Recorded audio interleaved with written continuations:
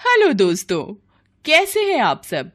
हमारी कहानियां देखने के लिए हमारे चैनल को सब्सक्राइब कीजिए और हाँ, बेल आइकॉन पर क्लिक करना मत भूलिएगा। ननद तो बुआ बन गई।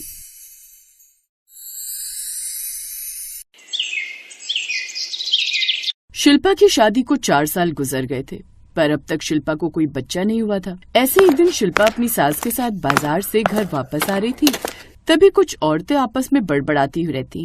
अरे बहन, तुम्हें नहीं पता, सुमित्रा की बहू को शादी कर 4 साल हो गए, लेकिन इसके घर में अभी तक बच्चे की किलकारी ना गूंजी। सही कह रही हो बहन, सुना तो मैंने भी है, पर कौन जाने, आजकल का जमाना भी तो अलग है। इनको सच में बच्चा नहीं हो रहा या इन्होंने प्लान ही नहीं किया, ये तो बस भगवान ही जाने। दिमाग खराब हो गया है क्या तुम्हारा? प्लानिंग तो तब होती है ना जब एक बच्चा घर में पहले से हो। बताओ तो, शादी को 4 साल हो गए लेकिन अब तक बच्चा ना हुआ, इसका मतलब समझ में नहीं आ रहा क्या तुम्हें?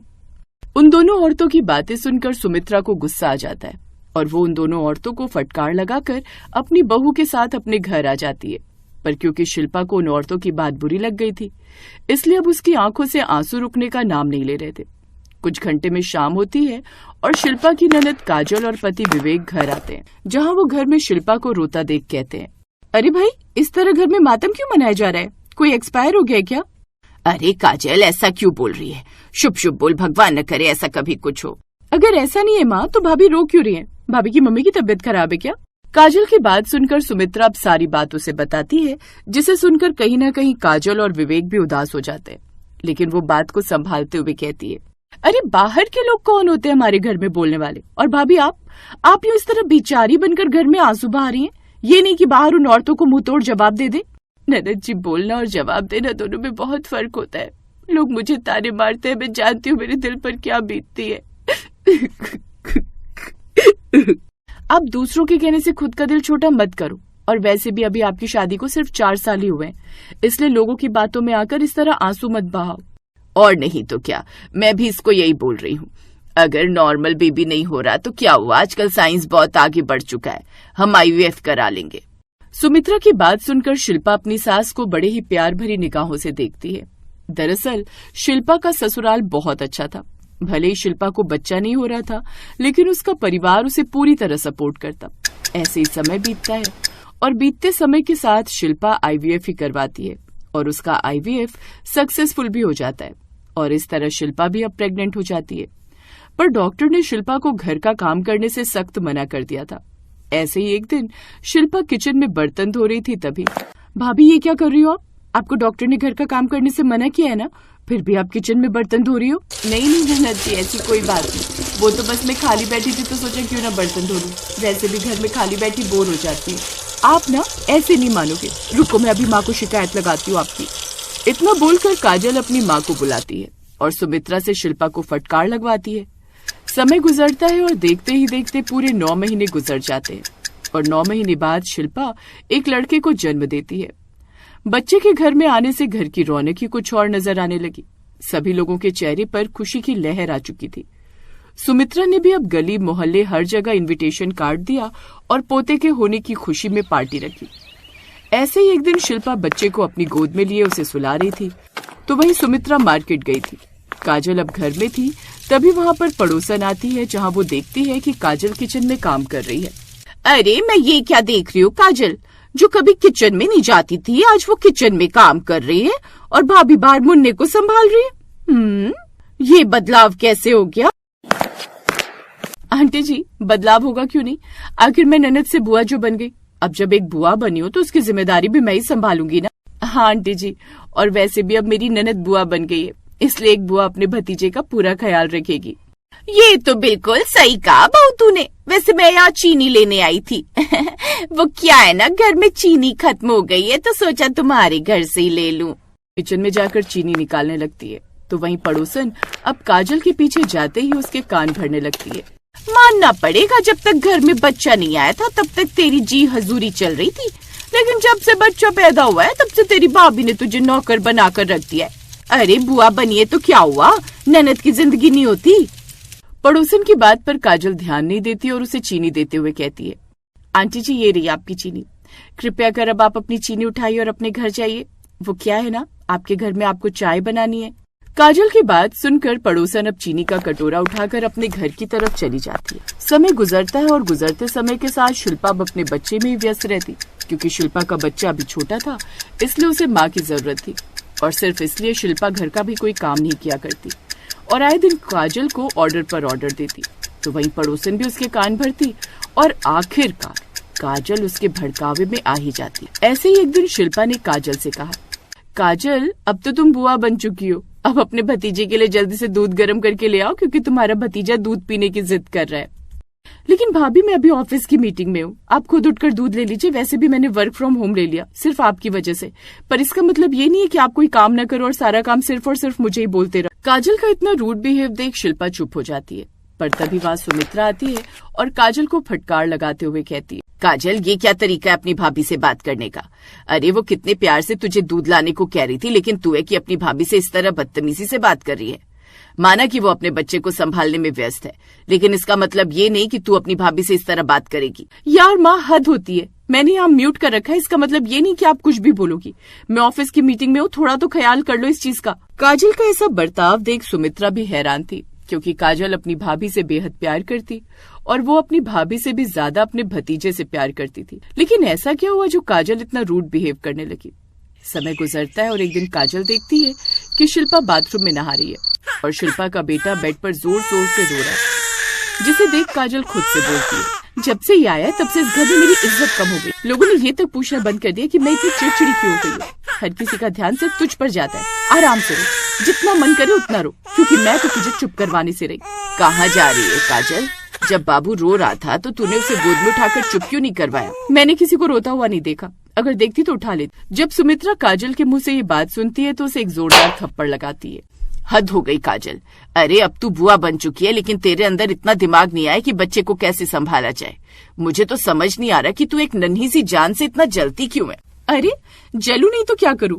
जब से भाभी का बच्चा हुआ है तब से भाभी तो कुछ करती नहीं। एक तो सारा काम करो, उसके बाद भी मुझे ही सुनने को मिले, और हर टाइम मेरे कान में बच्चे की रोने की आवाज आती है। अरे मैं तंग आ चुकी हूँ इन सब चीजों से। जब से इस घर में आया ये, तब से इस घर में मेरी वैल्यू कम हो गई है। तू एक छोटे से बच्चे से चल रही है? अरे वो बच्चा है बच्चा। और रही बात तेरी भाभी की, तो तेरी भाभी को भी डॉक्टर ने आराम करने के लिए कहा है। दोनों माँ बेटी आपस में बात कर रही थी, लेकिन इस बात से अनजान सुमित्रा और काजल कि उन दोनों की बातें दूर खड़ी शिल्पा सुन रही है। जब शिल्पा ये सब सुनती है तो उसे बहुत दुख होता है, पर वो अपने चेहरे पर मुस्कान लिए अपनी ननद के पास जाती है और कहती है, अरे मेरी प्यारी ननद, अगर तुम्हें घर में काम नहीं करना तो तुम मत करो। एक काम करो, कल से तुम ऑफिस चले जाना। वैसे भी इस घर को संभालना मेरा फर्ज है, और रही बात बच्चे की तो उसे माँ जी संभाल लेंगी। क्यों माँ जी? शिल्पा की बात सुनकर काजल कुछ नहीं बोलती और वहाँ से चली जाती है। समय गुजरता है और गुजरते समय के साथ काजल जब अपनी भाभी को घर के साथ बच्चा संभालते हुए देखती है तो उसे रियलाइज होता है कि वो कितनी गलत थी। जिसके बाद काजल अपनी भाभी से माफी मांगती है और अपने भांजे के साथ खुशी से रहती। कुंवारी ननद प्रेग्नेंट है।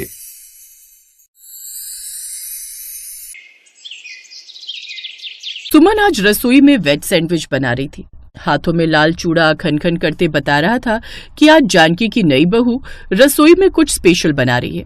पर तभी सुमन की ननद वर्षा, जो अपनी नई भाभी को बिल्कुल भी पसंद नहीं करती थी, अचानक गुस्से से भड़कती हुई रसोई में आ जाती है। ये सब आप बाद में बनाना, मुझे अपने लिए नूडल्स बनाने हैं। वर्षा, मैं वेज सैंडविच बना रही थी, तुम्हें पसंद है ना, ये भी खा लेना। मुझे नहीं खाने, आज मेरे नूडल्स खाने का मन है। वैसे भी मैं कॉलेज जा रही हूँ, मेरे पास इतना टाइम नहीं है जो मैं आपके लिए वेज सैंडविच खाने के लिए रुकूंगी। मैं अपने नूडल्स बना रही हूँ, आप ये सब बाद में कर लेना। किचन में इतनी जगह नहीं है कि दो लोग खड़े हो सके। सुमन ने कुछ नहीं कहा, वो चुपचाप रसोई से बाहर आ गई। वर्षा, ये क्या तरीका है अपनी भाभी से बात करने का?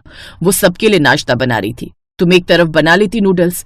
रसोई से बाहर जाने के लिए क्यों बोला अपनी भाभी को? मम्मी, मैं देख रही हूँ जब से भाभी आई है आप सबने मेरे ऊपर ध्यान देना बंद कर दिया है। जब देखो इस घर में भाभी की बातें होती रहती हैं। मैंने कल इडली सांभर बनाने के लिए बोला था, लेकिन किसी ने भी मेरे लिए इडली सांभर नहीं बनाया। और रात के समय भाभी ने जब राजमा चावल बोने तो आपने फौरन उनके लिए बना दिए। अब सुबह सुबह मैं क्यों वेज सैंडविच खाऊं जब मेरा मन नहीं है? मेरा मन नूडल्स खाने का था, इसलिए मैं रसोई में आकर खुद ही बनाने लगी, क्योंकि मुझे पता है ना आप मुझे मैगी बनाकर दोगे और ना भाभी। मुझे तो लगता है मुझे अपने सारे काम खुद ही करने पड़ेंगे। मैंने मैगी बना ली है, जा रही हूँ कॉलेज। बुला लो अपनी प्यारी बहू को, आ जाएगी रसोई में आपके लिए सैंडविच बनाने। बाय। वर्षा ने डिब्बे में नूडल्स पैक किए और कॉलेज चली गई। घर में सब जानते थे कि वर्षा सुमन के साथ अच्छा व्यवहार नहीं कर रही है, पर सुमन सबकी लाडली थी, इस वजह से कोई भी उसे इस बारे में कुछ नहीं कह रहा था।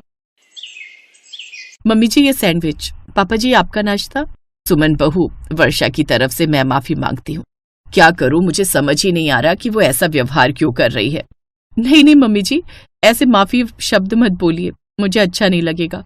वर्षा मेरी छोटी बहन जैसी है, मुझे उसकी बातों का बुरा नहीं लगता। वो मेरे ऑफिस के कुछ फ्रेंड्स शाम को घर आना चाहते हैं। सुमन, तुमसे मिले नहीं ना तो सबका मन है तुमसे मिलने का। सब बार बार बोलते हैं कि भाभी से मिलवाओ। जी बोल दीजिए, मैं कुछ बना लूंगी खाने का। तुम बेकार में थक जाओगी, बाहर का ऑर्डर कर देंगे। पर नीरज ठीक कह रहा है बहू, तुम अकेली कहाँ बनाती रहोगी। बाजार से आ जाएगा शाम को खाना, सब तुमसे मिलने आ रहे हैं और तुम रसोई में लगी रहो, ये भी अच्छा नहीं लगता। इधर नीरज के फ्रेंड्स के आने की बात हो रही थी, उधर वर्षा कॉलेज के बहाने अपने बॉयफ्रेंड विक्की से मिलने गई थी। विक्की और वर्षा बहुत ही क्लोज आ चुके थे। वर्षा विक्की से अक्सर शादी की बात करती रहती थी। नूडल्स तो तुमने बहुत बढ़िया बनाए हैं, ऐसे नूडल्स रोजाना मिल जाएं तो मजा आ जाए। इसके लिए तो तुम्हें मुझसे शादी करनी पड़ेगी, फिर तो रोजाना तुम्हें बढ़िया खाना मिलेगा मेरे हाथों का। पर जब भी मैं तुमसे शादी की बात करती हूँ तुम मुझे बहाना बना देते हो। विक्की बताओ ना, कब करोगे शादी की बात? बहुत जल्दी करूंगा, बस कुछ दिन की और बात है। पापा लंदन से आ जाएं, उसके बाद मैं इस बारे में बात कर लूंगा। विक्की की बात सुनकर वर्षा खुश हो जाती है। शाम को जब वर्षा घर लौटती है तो नीरज के दोस्त आए हुए होते हैं, जिनमें लड़के लड़कियां दोनों शामिल थे। नीरज भैया कुछ भी कहो, सुमन भाभी बहुत अच्छी है। आपको पता है सुमन भाभी मेरा कोई भाई नहीं था, पर जब मैंने ऑफिस ज्वाइन किया तो नीरज भैया ने बिल्कुल भाइयों जैसी मेरी केयर की, मेरी हर काम में हेल्प की। बहुत अच्छा नेचर है नीरज भैया का, ऑफिस में हम सबको बहुत सपोर्ट करते हैं। ये तो सच है भाभी, अपना यार नीरज वाकई में बहुत अच्छा है, बहुत बड़े दिल वाला है। कितनी बार तो परेशानी के समय इसने मेरी मदद की है, हमेशा आगे रहा है। अरे बस करो, मेरी इतनी तारीफ करोगे तो मक्खन खाकर मेरा वजन बढ़ जाएगा। मैं सबके लिए आइसक्रीम लेकर आती हूँ। तभी वर्षा आ जाती है। वर्षा, मेरे सारे दोस्तों से मिलो, ये मेरी बहन वर्षा है। ओह, मैंने तुम्हें कहीं देखा है। मुझे हाँ याद आया, तुम विक्की की दोस्त हो ना? पहले वो मेरे कॉलेज में था, मैंने तुम्हें एक बार उसके साथ एक कॉफी शॉप में देखा था। मैं विक्की से मिलने भी आई थी, शायद तुम्हें याद होगा। इतना कुछ याद नहीं है, मैं फ्रेश होकर आती हूँ। नीरज की दोस्त की बात सुनकर उस समय सब चुप हो गए। वर्षा समझ गई थी कि अब वो विक्की की सच्चाई ज्यादा छुपा नहीं पाएगी। सबको घर में पता चल चुका था कि वर्षा विक्की से प्यार करती है और उससे शादी करना चाहती है। वर्षा, आज ही हमारी विक्की के माता पिता से बात करवाओ। हम नहीं चाहते कि लोगों के मुंह से हम ये बात सुने। हम बिना देर किए तुम्हारी शादी विक्की से कर देंगे। पापा, मैं विक्की को कॉल मिला रही हूँ, वो उठा नहीं रहा। तो तुम्हें विक्की का घर तो पता है ना? हम आज ही विक्की के घर चलते हैं। हाँ और क्या, एक बार उसके मम्मी पापा से बात तो करें, उन्हें भी अपने बेटे के बारे में पता होना चाहिए। वर्षा के मम्मी पापा और नीरज विक्की के घर जाते हैं, पर वहाँ विक्की नहीं था। साहब जी, कल ही वो लोग सब कुछ बेचकर विदेश चले गए हैं। साहब ने विक्की भैया और उनकी मम्मी को भी बुला लिया है, कल रात को ही गए हैं। साहब जी। क्या विक्की लंदन चला गया? उसने वर्षा को कुछ भी नहीं बताया? पता नहीं ये लड़की क्या करेगी। चलो अब वापस घर, यहाँ रुकने से क्या फायदा। मैं तो कहती हूँ कोई अच्छा लड़का देखकर वर्षा की शादी कर दो, ज्यादा दिन देर करना ठीक नहीं। वर्षा ने जब सुना कि विक्की हमेशा के लिए लंदन चला गया है तो वो फूट फूट कर रोने लगी। वर्षा घबरा रही थी, घर में उसकी शादी की बात चल रही थी। सुमन वर्षा के कमरे में गई ताकि वो वर्षा से बात कर सके। आप यहाँ क्यों आए हो? आप बाहर जाओ, मुझे किसी से बात नहीं करनी। वर्षा, मैंने तुम्हारे वॉशरूम की क्लीनिंग की थी, वहां पर मुझे ये प्रेगनेंसी टेस्ट किट मिली है, शायद तुम डस्टबिन में फेंकना भूल गई थी। भाभी प्लीज किसी को कुछ मत बताना, आपको मेरी कसम, नहीं तो मम्मी पापा भैया सबके सामने मेरी बहुत इंसल्ट हो जाएगी। भाभी घबराओ नहीं वर्षा, तुम मेरी छोटी बहन हो, किसी को कुछ पता नहीं चलेगा, मैं किसी से कुछ नहीं कहूंगी। सुमन नहीं जानती थी कि कमरे के दरवाजे पर उसके सास ससुर और पति ये बात सुन चुके हैं। तीनों गुस्से में थे। वर्षा, तूने हमें कहीं का नहीं छोड़ा, तेरी वजह से हमारा पूरी बिरादरी में अपमान हो जाएगा। अगले महीने ही कोई लड़का देखकर हम इसकी शादी कर देंगे। वर्षा, मुझे तेरे से ये उम्मीद नहीं थी। प्लीज आप लोग इसे सपोर्ट करो, वर्षा को माफ कर दो। इस समय ये इस कंडीशन में नहीं है कि इतनी नफरत सहन कर सके। वर्षा को आपके सपोर्ट की जरूरत है। सुमन का अपनापन देखकर वर्षा की आंखें भर आती हैं। हमेशा ही वो सुमन का कितना अपमान करती थी, उससे नफरत करती थी, पर आज सुमन उसका पूरा साथ दे रही थी। वर्षा भाभी, मैं विक्की से बहुत प्यार करती हूँ, प्लीज कुछ करो, मुझे विक्की से मिलना है भाभी। टेंशन मत लो वर्षा, मैं कुछ करती हूँ। तुम्हारे पास विक्की के पापा का नंबर है ना? मुझे दो। वर्षा सुमन को विक्की के पापा का नंबर देती है। ये मिल गया भाभी। एक बार विक्की ने मेरे फोन से अर्जेंट अपने पापा को फोन मिलाया था, मेरे फोन में सेव कर लिया था मैंने। ठीक है, मैं विक्की के पापा को फोन करती हूँ।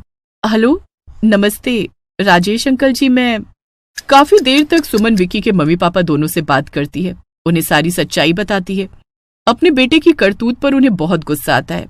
अंकल जी, आप तो खुद एक बेटी के पिता हैं, आप खुद सोचिए, क्या विक्की ने सही किया? इधर सुमन विक्की के मम्मी पापा से बात कर रही थी, उधर वर्षा के मोबाइल पर विक्की का फोन आ जाता है। सॉरी वर्षा, मैं घबरा गया था, मुझे कुछ समझ ही नहीं आया। तुमने एकदम से शादी का प्रेशर डाला तो मैं परेशान हो गया। मैंने सोचा पता नहीं मेरे घर वाले मानेंगे या नहीं, पर सॉरी, मुझे नहीं पता था कि तुम प्रेग्नेंट हो। टेंशन मत लो वर्षा, मैं बहुत जल्दी तुम्हें लेने के लिए आऊंगा। पापा सुमन भाभी से बात कर रहे हैं, अब सब ठीक हो जाएगा। तुम्हारी सुमन भाभी बहुत अच्छी है, आज उनकी वजह से सब ठीक हो रहा है। वर्षा की आंखों से आंसू बहने लगते हैं। सुमन ने उसकी बिगड़ती हुई जिंदगी को संवार दिया था। सब कुछ ठीक हो जाता है। वर्षा अपनी पूरी फैमिली के साथ लंदन जाती है और वहीं विक्की और वर्षा की शादी हो जाती है। वर्षा प्रेग्नेंट थी, इस वजह से जानकी लंदन में ही बेटी के पास रही ताकि वर्षा को अपनी सास और माँ दोनों का साथ मिल सके। सुमन अपने पति और ससुर के साथ भारत लौट आती है। मम्मी, आप सही कहते थे, सुमन भाभी बहुत अच्छी है, आज उनकी वजह से मेरा घर बस गया। बिल्कुल, हम बहुत नसीब वाले हैं जो हमें सुमन जैसी बहू मिली। ऐसी बहुएं लाखों में एक होती हैं। हेलो दोस्तों, कैसे हैं आप सब? हमारी कहानियां देखने के लिए हमारे चैनल को सब्सक्राइब कीजिए और हाँ, बेल आइकॉन पर क्लिक करना मत भूलिएगा।